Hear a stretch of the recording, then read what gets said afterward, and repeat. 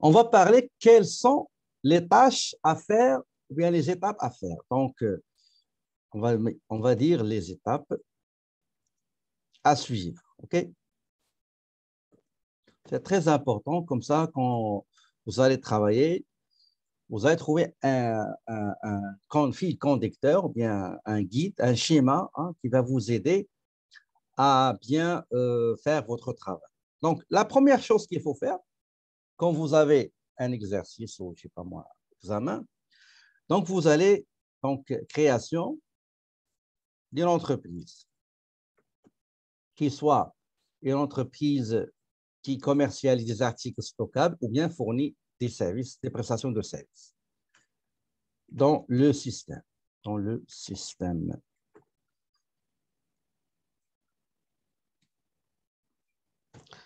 Deuxième chose, euh, renommer,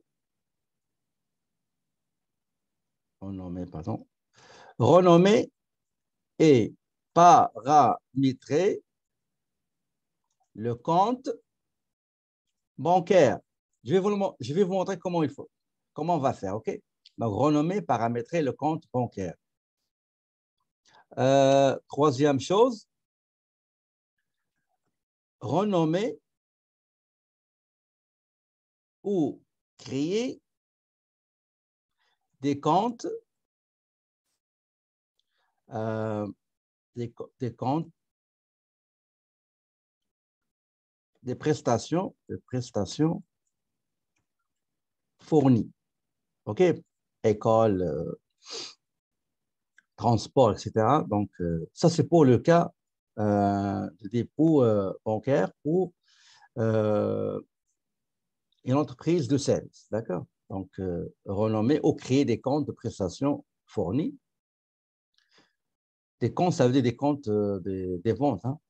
Donc, on va mettre ici les ventes. Comme ça, on soit clair. Ventes. Quatrième chose, il faut créer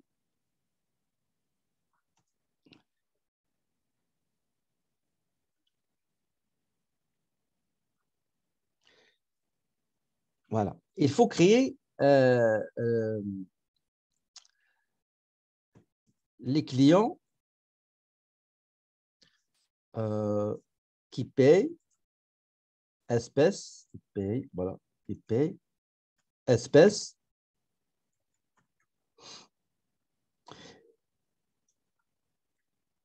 et selon le cas avec le service fourni. Ça veut dire quoi? Ça veut dire, par exemple, vous fournissez, par exemple, comme le cas, je crois, le cas 2, ils font la formation, ils font la consultation, ils font des rapports d'impôts, ils font la tenue de la comptabilité, ils font des conseils, etc.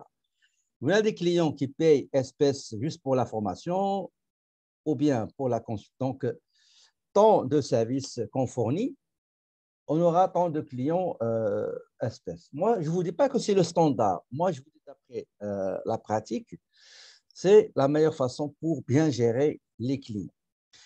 Et après, qu'est-ce qu'on va faire? Si vous avez peu de clients qui payent par chèque, on va créer encore les clients qui payent par chèque. Par chèque. Donc, l'étape suivante, saisir les ventes espèces. Et après, saisir les ventes par chèque, bien encaissé par chèque. On va dire encaissé. Encaissé par chèque. Et ventes encaissées espèces. Encaissé, pardon, encaissé en espèces. Et après, qu'est-ce qu'on va faire? Préparer le bordereau de dépôt pour espèces et chèques. Et chèques encaissés. C'est ça les étapes. Donc, pour tous les cas qu'on va faire, les trois et aussi une simulation d'un récent examen, numéro 2, c'est ça les étapes généralement de mémoire qu'il faut respecter. Donc, je vais créer une entreprise dans le système comptable, ici système comptable, et après je vais renommer, paramétrer le ou les comptes bancaires, ça dépend, parce qu'il y a comment dirais-je, des entreprises qui ont des comptes bancaires différents pour faire un très bon suivi. Un compte bancaire pour les clients, pour les fournisseurs, un compte pour la paie, etc.